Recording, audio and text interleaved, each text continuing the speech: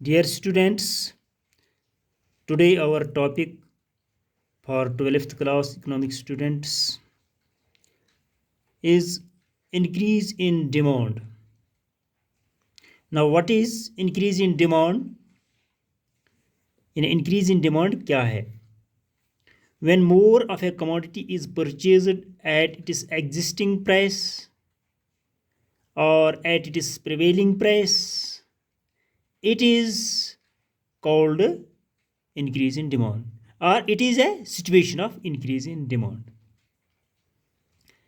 यानी जब ज़्यादा हम ख़रीदारी करेंगे, when more of a commodity is purchased at its existing price, at its prevailing price, जो मौजूदा प्राइस होगा उस वक़्त मार्केट का, तो उस मार्केट के प्राइस से, उस मौजूदा प्राइस से जो है हम ज़्यादा कमोडिटी जो है परचेज़ करेंगे, तो उस को क्या कहते हैं? Increase in demand. तो उस सिचुएशन को इंक्रीज इन डिमांड कहते हैं।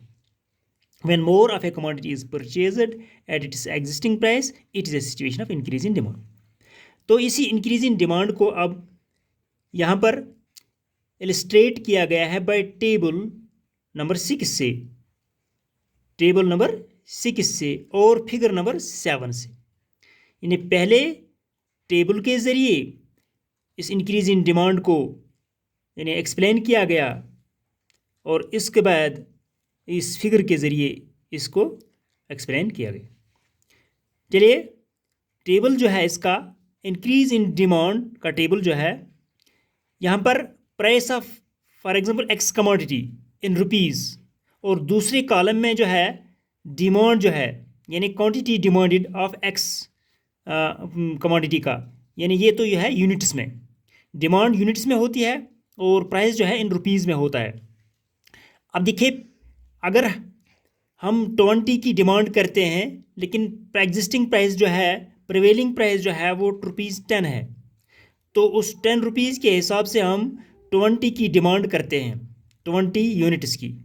और अगर यही प्राइस सेम रहा, अगर प्राइस सेम रहा, तो प्राइस सेम रहने की वजह से डिमांड जो है लेकिन वो बढ़ गई, डिमांड जो है बढ़ गई, 30 यूनिट्स पर आ गई, डिमांड 30 यूनिट्स पर आ गई, तो प्राइस जो है वो सेम रह गया। तो इस सूरत हाल में ये जो है टेबल जो है इसकी एक्सप्लेनेशन ऐसे है, the table shows that when price of the commodity is ₹10 per unit, 20 units are demanded.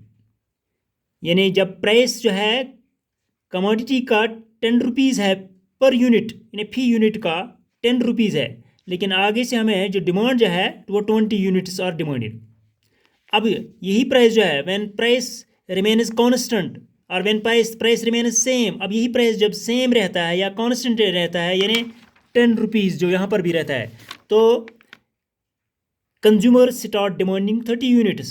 तो उस वक्त कंज्यूमर्स जो हैं, सार्फिन जो हैं, वो डिमांड 30 यूनिट्स की करते हैं। अब ये जो डिमांड जो है, प्राइस सेम रहा और डिमांड जो है वो बढ़ गई। ये डिमांड जो बढ़ गई, ये डिमांड जो इंक्रीज हो गई, ये किसकी वजह से हो गई? It may be due to increase in their income और shift in tastes in favour of the commodity और अदर सच फैक्टर्स। वो ये जो इंक्रीज इन डिमांड हो गई, ये या तो इनकम बढ़ने की वजह से हो गई, किसी की इनकम बढ़ती है तो उसकी वजह से डिमांड भी इंक्रीज होती है, या दूसरी सूरत में है कि shift in tastes in favour of the commodity, या उस कमोडिटी के फेवर में किसी का टेस्ट बदल गया, किसी का जायका बदल गया कि नहीं मैं ये चीज़ लूँ, तो मुझे मेरे मन ने पसंद किया इस चीज़ को, तो उसकी वजह से ये जो है डिमांड इंक्रीज़ हो गई। और अदर सच फैक्टर्स या कुछ दूसरे फैक्टर्स भी होंगे जिसकी वजह से इंक्रीज इन डिमांड हो सकती है। तो ये जो है इसकी, अब ये जो ये था यानी टेबल जो है इसका था, अब ये जो इसकी फिगर जो है, इसी टेबल को टेबल का की बुनियाद पर फिर फिगर बनती है। फिगर कैसे बनती है? ये ग्राफ है एक्स ओ वाई यानी एक्स एक्सिस और ये वाई एक्सिस की लाइन है। तो एक्स एक्सिस लाइन की साइड में जो है हम ये डिमांड जो लेते हैं यानी क्वांटिटी, ये इन यूनिट्स है, क्वांटिटी डिमांडेड इन यूनिट्स। और दूसरी साइड में जो है वाई एक्सिस की साइड का साइड जो है उसमें प्राइस हम लेते हैं इन रुपीज़, ये जो प्राइस 10 रुपीज़ है वगैरह। तो यहाँ पर एक्स एक्सिस साइड में हमने जो है ये क्वांटिटी दिखानी है, डिमांड दिखानी है। पहले यहाँ पर 10 यूनिट्स, फिर 20 यूनिट्स, फिर 30 यूनिट्स, हमें डिमांड जो है 30 यूनिट्स तक है। और प्राइस जो है यहाँ पर सिर्फ ₹10 जो सेम रहा है। अब एक प्राइस लाइन जो है ये कांस्टेंट रहती है, प्राइस लाइन सेम रहती है, हर जगह सेम रहती है, लेकिन जो डिमांड जो है वो बढ़ती है। पहले 20 यूनिट्स थी, उसके बाद 30 यूनिट्स हो गई। अब जब डिमांड जो है पहले 20 यूनिट्स पर थी, तो ये एक डिमांड यानी लाइन बनाता है, एक डिमांड करो कहते हैं इसको हम, D1 एक डिमांड करो बनती है इस पर, यानी प्राइस जो 10 रुपीज़ और क्वांटिटी जो है 20 यूनिट्स। तो इस पर ये दो जो है मिलते हैं एक पॉइंट पर, इसका पॉइंट A है। ये डिमांड करो जो है हम यहाँ बनती है, तो वो पॉइंट A से गुजरती है। तो इस डिमांड इन्हें जो पहली करो है डिमांड की, ये D1 के नाम से यहाँ पर इन्हें इसका नाम D1 रखा गया। तो अब जब डिमांड चेंज हो गई, प्राइस वही सेम रहा, कांस्टेंट लाइन रही, तो डिमांड जो है अब 30 यूनिट्स पर पहुंच गई। तो अब डिमांड जो है 20 यूनिट से लेकर 30 यूनिट्स पर पहुंच गई। तो ये जो है डिमांड, लेकिन प्राइस जो है वो वही 10 रुपीज़ रहा। अब ये आगे, इसके आगे पॉइंट दूसरा B बन गया। तो यहाँ पर इस पॉइंट B पर भी एक डिमांड करो जो है बन गई D2, जिसका नाम D2 है। अब ये जो डिमांड करो पहले A पर थी, फिर उसके बाद B पर पहुँच गई, तो ये जो है ये बढ़ गई, यानी इंक्रीज हो गई, आगे बढ़ गई। वो it means forward shift in demand करो, यानी इसका शिफ्ट जो है वो फॉरवर्ड हो गया। It means a forward shift in demand curve as from D1 to D2, as from D1 to D2 पर इसका यानी शिफ्ट हो गया ये। तो यहाँ पर ये लिखा गया है, it is important to note that increase in demand is indicated by a shift in demand curve to the right, वो राइट की तरफ ये शिफ्ट होती है। Also called forward shift in demand curve, इसको फॉरवर्ड शिफ्ट डिमांड करो भी कहते हैं। यही फिगर जो है जो उस साइड में दी गई है, फिगर 7 क्या है, shows demand curve shifting from D1 to D2। ये जो डिमांड करो है ये शिफ्टिंग होती है फ्रॉम D1 डिमांड करो से D1 D2 डिमांड करो से। When the consumer decide two by 30 units instead of 20 units, जब कंज्यूमर जो है, सार्फिन जो है, ये फैसला लेते हैं कि हम अब 30 यूनिट्स को खरीदेंगे बजाय 20 यूनिट्स के, तो even when price of the commodity remains constant eight ₹10 per unit, लेकिन जो प्राइस हर एक कमोडिटी का जो है वो कांस्टेंट है, यानी सेम है ₹10 per unit. The consumer shifts from point A on D1 two point B on D2, को इससे कंज्यूमर जो है वो शिफ्ट होता है फ्रॉम पॉइंट A से पॉइंट B तक, यानी D1 करो से D2 करो तक। तो ये था इंक्रीज इन डिमांड। अब जो है इसी ये इंक्रीज इन डिमांड अगर हो जाता है, यानी डिमांड जो है बढ़ती है, इंक्रीज होती है, तो इसकी काजेज़ भी हैं, इसकी वजूहात भी हैं कुछ, किस वजह से ये डिमांड जो है बढ़ जाती है। इससे पहले जो है एक एक्सटेंशन ऑफ डिमांड होती थी, जो हमने पहले ही पढ़ा है, एक्सटेंशन ऑफ डिमांड। तो वो जो है प्राइस की वजह से होता है, जब प्राइस फॉल होता है तो डिमांड एक्सटेंड होती है, तो गोया वो ड्यू टू प्राइस होता है। लेकिन यहाँ पर जो इंक्रीज इन डिमांड है ये ड्यू टू प्राइस नहीं है, बल्कि ये ड्यू टू अदर फैक्टर्स है। वो अदर फैक्टर्स कौन है, वो है यही हमने जो ऊपर पढ़ा, इनकम है या टेस्ट इन फेवर है। अब हम ये उनके काजेज़ जो है पढ़ेंगे, किसकी वजह से ये इंक्रीज इन डिमांड होती है। देखिए यहाँ पर causes of increase in demand है कि important causes of increase in demand are as under, जैसे कि वो बड़े अहम इन्हें काजेज़ जो इसके हैं वो यहाँ पर दिए गए हैं। नंबर 1 काज क्या दिया गया है, when income of the consumer increases, जब किसी कंज्यूमर की इनकम जो है वो बढ़ जाती है तो देन इंक्रीज इन डिमांड, तो डिमांड इंक्रीजेज, तो उसकी डिमांड जो है इंक्रीज हो जाती है। When income of the consumer increases, जब कंज्यूमर की, सार्फिन की जो ये आमदनी बढ़ती है तो उसकी वजह से डिमांड भी इंक्रीज़ होती है। गोया ये एक काज है, यानी एक वजह जो इसका है।